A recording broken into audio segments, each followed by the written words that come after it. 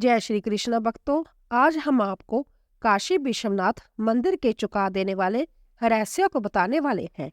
काशी विश्वनाथ मंदिर की बात ही निराली है, तो प्रेम और श्रद्धा से बोलिए हर हर महादेव। यह कहानी है साल 1669 की, जब बनारस की गलियों में अफरा तफरी मची हुई थी। औरंगजेब अपनी विशाल सेना के साथ काशी में घुस आया और उसने शहर के सभी हिंदू मंदिरों को तोड़ने का आदेश दे दिया। परंतु जैसे ही उसकी सेना काशी विश्वनाथ मंदिर की ओर बढ़ी, अचानक कहीं से लगभग 4000 नागा साधु प्रकट हुए और उन्होंने मुगल सेना पर प्राणपण से हमला कर दिया। किंतु वह सफल न हो सके और औरंगजेब ने 400 से अधिक नागा साधुओं का वध कर मंदिर को ध्वस्त कर दिया। यह दृश्य अंततः भयावह था, पर कहानी यही समाप्त नहीं होती। उसने मंदिर को तोड़कर उसी स्थान पर एक मस्जिद का निर्माण कराया, जिसे आज हम ज्ञानवापी मस्जिद के नाम से जानते हैं। समय बीतता गया और 2023-24 में न्यायालय के आदेश पर एएसआई ने ज्ञानवापी परिसर का सर्वेक्षण किया तथा अपनी रिपोर्ट प्रस्तुत करते हुए बताया कि वहां 55 से अधिक पत्थरों की मूर्तियां मिली, जिनमें हनुमान, गणेश और नंदी जैसी देव मूर्तियां भी शामिल थी। साथ ही 32 शिलालेख भी प्राप्त हुए, जिनमें देवनागरी ग्रंथ, तेलुगु और कन्नड़ लिपियों का प्रयोग स्पष्ट दिखाई दिया। अब प्रश्न उठता है, क्या यह सब सच है? क्या जहां वास्तव में कोई प्राचीन मंदिर था, और यदि था तो कौन सा? क्योंकि मूल काशी विश्वनाथ मंदिर तो आज भी मौजूद है। भारत के प्राचीनतम नगर वाराणसी में स्थित यह मंदिर कई हजार वर्षों से अनगिनत रहस्यों को अपने भीतर समेटे हुए है और शिव के 12 ज्योतिर्लिंगों में से एक होने के कारण इसका गौरव और भी बढ़ जाता है। माना जाता है कि काशी शहर स्वयं भगवान शिव द्वारा बसाया गया था और यह आज भी शिव के त्रिशूल की नोक पर स्थिर है।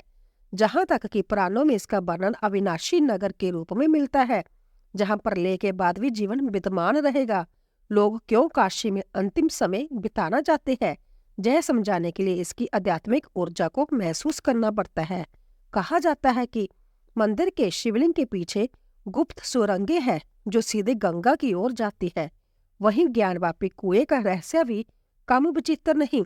विश्वास है कि यदि किसी व्यक्ति को अपनी परछाई उस कुएं में ना दिखाई दे तो अगले 6 महीनों में उसकी मृत्यु निश्चित मानी जाती है। परंतु यह कितना सत्य है, यह आज भी विवाद का विषय है। कुछ मान्यताओं के अनुसार मुगल हमले के समय मूल शिवलिंग की रक्षा के लिए एक साधु ने उसे उठाकर ज्ञानवापी कुएं में छलांग लगा दी थी और वह शिवलिंग आज भी वही सुरक्षित है। क्या यह हकीकत है या केवल कथा, यह स्पष्ट नहीं। परंतु आज हम काशी विश्वनाथ के उन्हीं रहस्यों की गहराइयों में उतरने वाले हैं, जिनकी सच्चाई सदियों से छिपाई जाती रही है। तो चलिए आरंभ करते हैं काशी विश्वनाथ के इस अद्भुत और रहस्यमय सफर को। और उससे पहले यदि आपको यह कथा रुचिकर लग रही हो तो कृपया वीडियो को लाइक करें और कमेंट में हर हर महादेव अवश्य लिखें। उत्तर प्रदेश में गंगा तट पर स्थित वाराणसी, जिसे काशी कहा जाता है, दुनिया की सबसे प्राचीन जीवित नगरी मानी जाती है। कहा जाता है कि जब मिस्र में पिरामिड बन रहे थे, जब रोम और एथेंस का अस्तित्व भी नहीं था, तब काशी में आरती की लौ जल रही थी और मंदिरों की घंटियां गुंजायमान थी। इतिहासकार मार्क ट्वेन ने कहा था, Banaras is older than history, older than tradition and older even than legend. अर्थात काशी इतिहास, परंपरा और किंवदंती तीनों से पुरानी है। स्कंद पुराण के काशी खंड में उल्लेख आता है, त्रिशूलागर स्थितम स्थानम सर्वतीर्थम शिवम। अर्थात काशी वह पवित्र भूमि है जो शिव के त्रिशूल की नोक पर स्थित है। इसीलिए कहा जाता है, अशम तु मरणम मुक्ति, जानी काशी में मृत्यु भी मुक्ति है। वाराणसी का नाम वरुणा और 80 नामक नदियों के संगम से बना है और इन दोनों के मध्य स्थित भूमि को वाराणसी कहा जाता है। यही वह स्थान है जहां जन्म और मृत्यु एक साथ अपना अर्थ पाते हैं, जहां सुबह गंगा आरती की दिव्य ध्वनि गूंजती है और शाम को चिताओं की ज्वाला उठती है, जहां एक ही तट पर किसी का जन्म उत्सव मनाया जाता है और किसी की अंतिम यात्रा पूर्ण होती है। यही कारण है कि इसे महादेव की नगरी कहा जाता है। जहाँ मृत्यु भी पवित्र मानी जाती है। महाभारत में वर्णित है कि जब पांडव अपने पापों से मुक्त होने हिमालय की ओर बढ़ रहे थे, तब वह भी सर्वप्रथम काशी में स्नान करके भगवान विश्वेश्वर का दर्शन करने पहुंचे। इस नगरी की मणिकर्णिका घाट तो मात्र नाम लेने भर से भक्ति और व्यय का अवैधुत संजोग उत्पन्न कर देता है, क्योंकि मान्यता है कि इसी स्थान पर माता पार्वती के कान की मणि गिरी थी और वही भगवान शिव ने घोषणा की थी, जो काशी में मरेगा उसे मोक्ष में संभय दूंगा। काशी कोई साधारण नगर नहीं, बल्कि जीवन और मृत्यु के बीच की सूक्ष्म रेखा है, जहाँ हर मोड़ पर कोई साधु तप में मगन दिखाई देता है, कोई बसम लगाए हुए ध्यान मगन बैठा है और कोई अपनी अंतिम यात्रा की प्रतीक्षा करते हुए गंगा तट पर निवास करता है, जहाँ लोग मरने नहीं आते बल्कि मुक्ति पाने आते हैं, क्योंकि जहाँ मृत्यु व्यय नहीं बल्कि वरदान मानी जाती है। विज्ञान भी इस अद्वितीय नगरी को पूर्णतः समझ नहीं पाया, क्योंकि अनेक अध्ययनों में पाया गया है कि काशी का भूचुंबकीय क्षेत्र भारत के अन्य क्षेत्रों से अलग है और यही वातावरण, यही हवा और यही जल मनुष्य के भीतर एक गहन शांति और आध्यात्मिक परिवर्तन उत्पन्न करते हैं, जहां आने वाला व्यक्ति अपने भीतर किसी अदृश्य शक्ति से जुड़ने का अनुभव करता है, जैसे आत्मा संभय शिव से संवाद करने लगी हो। कहा जाता है, आश्यम तू मरण मानवम, अर्थात जो काशी में मरता है वह वास्तव में मरता नहीं, बस मुक्त हो जाता है, क्योंकि जहाँ मृत्यु अंत नहीं बल्कि उस यात्रा का आरंभ है जिसमें आत्मा अपने माइक शरीर को त्याग कर सीधे शिव के सानिध्य में प्रवेश करती है। किंतु प्रश्न ये है कि इस दिव्य नगरी का निर्माण आखिर हुआ कैसे और क्यों कहा जाता है कि यह प्रलय के समय भी नष्ट नहीं होती, क्योंकि चाहे संसार उलट पुलट हो जाए, काशी सदा स्थिर रहती है। और क्यों इसे शिव की नगरी कहा जाता है, इसके रहस्य को समझने के लिए हमें सृष्टि की उत्पत्ति तक जाना होगा। कहा जाता है कि जब ब्रह्मांड की रचना हुई तब सबसे पहले प्रकाश प्रकट हुआ और उसी प्रकाश के साथ ओम की अनाद ध्वनि गूंजी, जिससे ब्रह्मा, विष्णु और महेश की उत्पत्ति हुई। ब्रह्मा ने सृष्टि की रचना की, विष्णु ने उसका पालन किया और शिव सृष्टि के संतुलन के केंद्र बने। जब ब्रह्मा और विष्णु अपने अपने कार्यों में व्यस्त थे, तब शिव संसार से विरक्त होकर कैलाश पर्वत पर समाधि में लीन हो गए। समय बीतता गया और जब देवी पार्वती का शिव से विवाह हुआ तो वह भी कैलाश पर ही रहने लगी। किंतु एक दिन उन्होंने शिव से कहा, प्रभु, संसार की सभी स्त्रियां विवाह के पश्चात अपने पति के घर जाती है, पर मैं आज भी अपने पिता के गृह में ही रह रही हूँ। क्या कभी मैं आपके वास्तविक निवास को देख पाऊंगी? पार्वती की बात सुनकर शिव मुस्कुराए और अपने त्रिशूल को ऊंचा उठाकर उसकी नोक से दिव्य तेज प्रकट किया, जिसके प्रकाश से एक अद्भुत, अलौकिक और अविनाशी नगरी का निर्माण हुआ, जिसे आज हम काशी के रूप में जानते हैं। स्कंद पुराण के काशी खंड में लिखा है कि त्रिशूलागर स्थित स्थानम सर्वतीर्थम शिवम, अर्थात काशी वह पवित्र स्थान है जो मेरे त्रिशूल की नोक पर स्थित है और जहाँ मैं सदा विराजमान रहता हूँ। यही मेरा अनादि और अविनाशी धाम है। शिव ने इस दिव्य नगरी को माता पार्वती के नाम के लिए रचा और इसका नाम आनंद वन रखा, वह वन जहाँ केवल शांति, आनंद और मोक्ष का वास है। शिव ने दैत्य निकुंभ को आदेश दिया कि वह इस नगर को रहने योग्य बनाए और देवताओं को आमंत्रित किया कि वह जहाँ निवास करे। माता पार्वती अंततः प्रसन्न हुई और उन्होंने समस्त देवताओं को भोजन करवाया। तभी से वह अन्नपूर्णा के रूप में पूजित होने लगी। अन्नपूर्णा देवी की कथा काशी के कोने कोने में जीवित है। कहा जाता है कि एक बार जब काशी में भयंकर अकाल पड़ा और चारों ओर भूखमरी फैल गई, तब भगवान शिव संभय भिक्षा मांगने निकले और जब वह माता अन्नपूर्णा के सामने पहुंचे तो उन्होंने शिव के हाथों में अन्न से बड़ा पात्र रख दिया। तभी शिव ने कहा, माँ, जब तक तुम काशी में रहोगी जहाँ कोई भूखा नहीं मरेगा। इसी से प्रारंभ हुआ आज का प्रसिद्ध अन्नपूर्णा मंदिर, जो काशी विश्वनाथ के समीप स्थित है। काशी को लेकर एक और रहस्यमय मान्यता है, जय प्रलय के समय भी नष्ट नहीं होती, क्योंकि जब संपूर्ण पृथ्वी जल में डूब जाती है तब भी काशी त्रिशूल की नोक पर सुरक्षित रहती है। कथाओं के अनुसार प्रलय के समय भगवान शिव संभय इस नगरी को अपने त्रिशूल पर उठा लेते हैं ताकि सृष्टि के पूर्ण निर्माण तक यह अक्षत बनी रहे। इसीलिए इसे अमर आनंद भी कहा गया है। आधुनिक दृष्टि से देखें तो यह मान्यता जितनी अवैधिक प्रतीत होती है उतनी ही गहन भी है। वैज्ञानिकों के अनुसार वाराणसी की भौगोलिक स्थिति गंगा नदी के सबसे स्थिर तट पर स्थित है, जहां बाढ़, भूकंप और भूस्खलन जैसी प्राकृतिक घटनाओं का प्रभाव अंततः कम पड़ता है। शायद यही कारण है कि यह नगर हजारों वर्षों से निरंतर आबाद है, किंतु भक्तों के लिए इसका एक ही कारण प्राप्त है, महादेव का सानिध्य। काशी खंड के अनुसार जब कोई भक्त मृत्यु के समय मोक्ष की इच्छा रखता है तो भगवान शिव संभव उसके कान में राम नाम फूंकते हैं। इस अवैधुत घटना को तारक मंत्र कहा गया है, जिसके श्रवण से आत्मा सीधे शिवलोक को प्राप्त करती है। इसीलिए जहाँ मृत्यु को अंत नहीं बल्कि शिव में लीन होने की परम अवस्था माना जाता है। काशी का वैभव इसीलिए भी अनोखा है क्योंकि इसे किसी राजा, किसी सम्राट या किसी वास्तुकार से नहीं बल्कि स्वयं महादेव ने प्रकट किया था। यही कारण है कि इसे मोक्ष की नगरी, अमृत्या का केंद्र और शिव का सनातन निवास कहा जाता है। भक्तों, अभी तक तो जो कुछ हमने बताया वह सब हमने ग्रंथों और पुराणों में वर्णित वह दिव्य कथाएं हैं जो काशी के दिव्य निर्माण की व्याख्या करती है। परंतु यह कथा यही समाप्त नहीं होती, क्योंकि महादेव के इस अनादिकालीन नगर का इतिहास उतना ही उज्जवल है जितना विनाश से भरा हुआ।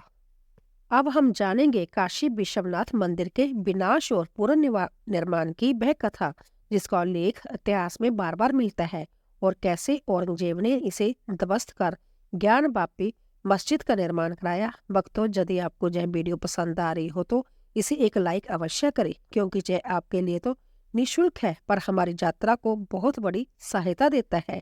काशी विश्वनाथ मंदिर का सर्वप्रथम प्रमाण स्कंद पुराण के काशी खंड में मिलता है, जहां इसे विश्वेश्वर अर्थात विश्व का ईश्वर कहा गया है। इसी ग्रंथ में यह भी वर्णित है कि इस ज्योतिर्लिंग की स्थापना स्वयं भगवान शिव ने की थी, जबकि मंदिर का प्रथम रचनात्मक निर्माण सत्य और धर्म के प्रतीक राजा हरिश्चंद्र ने करवाया था, ताकि काशी आने वाला प्रत्येक साधक मोक्ष प्राप्ति का अवसर पा सके।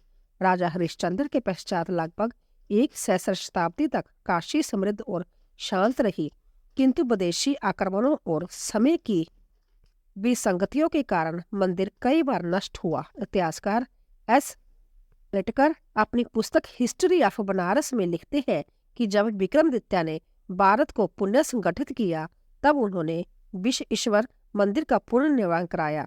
इसके उपरांत 11वीं शताब्दी में एक बार फिर मंदिर का निर्माण हुआ और काशी पुराण संग्रह तथा काशी वर्णन ग्रंथावली के अनुसार उस समय मंदिर की ऊंचाई लगभग 85 फीट थी और उसका गर्भगृह चांदी के परतों से सुशोभित था। किंतु यह वैभव अधिक समय तक न टिक सका, क्योंकि 12वीं शताब्दी में इस्लामी आक्रमणों की श्रृंखला प्रारंभ हुई और काशी विश्वनाथ मंदिर के संघर्ष का सबसे अंधकारमय अध्याय आरंभ हुआ। कहा जाता है कि सन 1094 में मोहम्मद गोरी ने भारत पर आक्रमण किया और उसके सेनापति कुतुबुद्दीन ऐबक ने वाराणसी में प्रवेश कर लगभग 500 मंदिरों को ध्वस्त कर दिया। पर्शियन इतिहासकार हसन निजामी अपनी पुस्तक ताजुल मासिर में लिखते हैं कि बनारस मूर्ति पूजा का सबसे बड़ा केंद्र था। हमने जहां 1000 से अधिक मंदिर तोड़े और खजाने को 10,400 ऊंटों पर लादकर ले गए, और इसी विंध्यवास में विश्वेश्वर मंदिर भी पूर्णतः नष्ट कर दिया गया। इतिहासकार रिचर्ड ईटन अपनी पुस्तक India in the Persian age में लिखते हैं कि यह वह पहला काल था जब मंदिर विनाश केवल धार्मिक उद्देश्य न होकर राजनीतिक शक्ति प्रदर्शन का प्रतीक बन गया था। काशी की गलियां रक्त से लथपथ हो गई, लेकिन लोगों के मन में हर हर महादेव की गूंज कभी नहीं थमी। मंदिर भले टूट गया पर विश्वास की ज्योति अशून्य रही। लगभग 3 शताब्दियों बाद जब मुगल साम्राज्य में भीषणता का दौर आया तब सम्राट अकबर ने अपने राजपुरोहित और राजकोष अध्यक्ष राजा टोडरमल को वाराणसी भेजा। अबुल फजल की आईने अकबरी में उल्लेख है कि अकबर के विशेष आदेश पर टोडरमल ने मूल स्थान के निकट प्राचीन विश्वेश्वर मंदिर का पुनर्निर्माण करवाया। लाल पत्थरों और संगमरमर से बने इस मंदिर का निर्माण 1585 ईस्वी में पूरा हुआ और लगभग 80 वर्षों तक जय भव्य स्वरूप में खड़ा रहा। इसी काल में तुलसीदास ने काशी में रामचरितमानस की रचना की, जिससे जयनगर पुण्य, भक्ति, ज्ञान और संस्कृति का केंद्र बन गया, परंतु इतिहास को शिथिलता मानो मंजूर नहीं थी। मुगल सत्ता बदली और औरंगजेब का शासन आया। मासिर ए आलमगीरी में दरबारी इतिहासकार सैयद जफर खान लिखते हैं कि 1669 में औरंगजेब ने बनारस, मथुरा और अन्य मूर्ति पूजक स्थलों के मंदिरों को ध्वस्त करने का आदेश दिया। इसी आदेश के तहत विश्वनाथ मंदिर पर क्रूर आक्रमण हुआ, जिसमें सैकड़ों पुजारी मारे गए। मंदिर का विध्वंस कर उसी के खंडरों पर एक मस्जिद बनाई गई, जिसे आज ज्ञानवापी मस्जिद कहा जाता है। इतिहासकार रिचर्ड ईटन अपनी पुस्तक India in the Persian age में लिखते हैं कि ज्ञानवापी मस्जिद को जानबूझकर विश्वेश्वर मंदिर के अवशेषों पर इसीलिए बनाया गया ताकि हिंदुओं की पवित्र भू रचना पर बादशाह का प्रभुत्व दर्शाया जा सके। औरंगजेब के बाद लगभग 1 सदी तक मंदिर के पुनर्निर्माण का कोई प्रयास नहीं हुआ। फिर 18वीं शताब्दी के उत्तरार्ध में मराठा साम्राज्य की रानी महारानी अहल्याबाई होलकर ने पुराने अवशेषों का अध्ययन कर ज्ञानवापी मस्जिद के ठीक दक्षिण में नया मंदिर निर्माण कराया, जो आज काशी विश्वनाथ के रूप में स्थापित है। मेयो और सालेटकर अपनी पुस्तक हिस्ट्री ऑफ बनारस में लिखते हैं कि अहल्याबाई का यह पुनर्निर्माण मात्र भक्ति नहीं बल्कि राष्ट्रीय चेतना के पुनरुत्थान का प्रतीक था। नागर शैली में निर्मित इस मंदिर में शिखर पर स्वर्ण कलश और द्वारों पर चांदी की परत चढ़ाई गई। इसके बाद 1835 में महाराजा रणजीत सिंह ने लगभग 1000 किलोग्राम सोना दान किया, जिससे मंदिर के शिखर और गुंबद को स्वर्ण मंडित किया गया, जो उस समय भारत के सबसे बड़े धार्मिक दानों में से एक था। आज यह मंदिर करोड़ों श्रद्धालुओं की आस्था का केंद्र है, किंतु प्रश्न उठता है, क्या यही मूल मंदिर है? इतिहासकारों के अनुसार अहल्याबाई ने वास्तविक खंडर स्थल से थोड़ा दक्षिण में मंदिर बनवाया, जिससे यह अनुमान लगाया जाता है कि मूल मंदिर आज भी ज्ञानवापी मस्जिद के नीचे दफन हो सकता है। इसी पर विवाद खड़ा हुआ। मुस्लिम पक्ष का दावा है कि जहां कभी मंदिर था ही नहीं, जबकि हिंदू पक्ष इसके अस्तित्व के पुरजोर प्रमाण प्रस्तुत करता है। इसी सच्चाई की खोज में सन 1991 में हरिहर पांडे ने अदालत में याचिका दायर की। इसके बाद वर्षों तक यह विवाद चलता रहा। हिंदू याचिकाकर्ताओं राखी सिंह, लक्ष्मी देवी, सीता साहू, मंजी व्यास और रेखा पाठक ने ज्ञानवापी परिसर में प्राचीन मंदिर की बहाली की मांग की, जबकि विपक्ष में अंजुमन इंतजामिया मस्जिद कमेटी खड़ी रही। 1997-98 में कई याचिकाएं दाखिल हुई, परंतु कोई निर्णायक परिणाम नहीं निकला। फिर 2023-2024 में अदालत के आदेश पर एएसआई ने सर्वे किया और मस्जिद परिसर के नीचे मंदिर अवशेषों के स्पष्ट प्रमाण पाए, जैसे हनुमान, गणेश और नंदी की टूटी मूर्तियां, शिलालेख, जौनी पीठ, शिवलिंग के अवशेष और आधार संरचनाएं। जबकि मुस्लिम पक्ष ने एएसआई रिपोर्ट पर आपत्तियां दर्ज कराई, पर इलाहाबाद हाई कोर्ट ने अधिकतर आपत्तियां खारिज कर निचली अदालत को सुनवाई जारी रखने का निर्देश दिया। आज भी मामला न्यायालय में लंबित है और अंतिम निर्णय की प्रतीक्षा है, पर यदि इतिहास को ध्यान से देखें तो स्पष्ट होता है कि इसी स्थान पर मूल काशी विश्वनाथ मंदिर था, जिसका उल्लेख संप्या औरंगजेब के काल में लिखी गई दरबारी पुस्तकों में मिलता है।